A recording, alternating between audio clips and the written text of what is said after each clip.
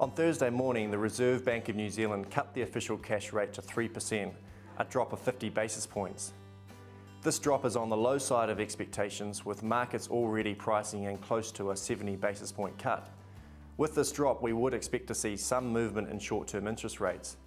And while this is good news for the general economy and for farmers, most were expecting a bigger rate cut than this, so it is likely to have disappointed the market somewhat.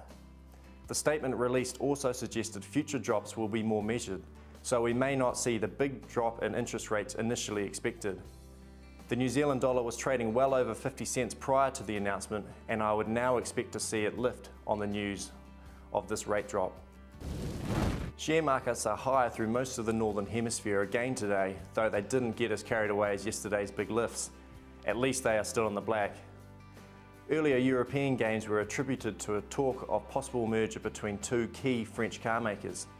The upcoming G20 meeting early in April will provide some more detail as to the global efforts for this recession. The finance ministers are meeting this weekend in preparation, and there are calls for a concerted effort to take stronger action across the board.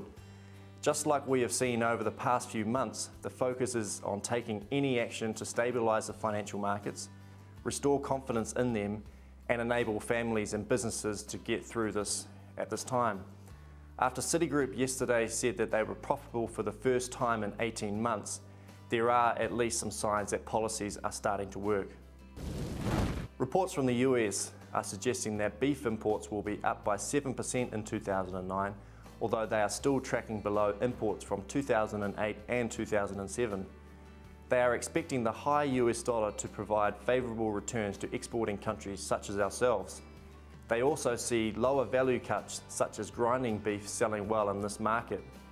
We will, however, be competing with other countries such as Australia and Uruguay, who are expected to begin shipping product to the US after other countries like Russia have all but closed their gates.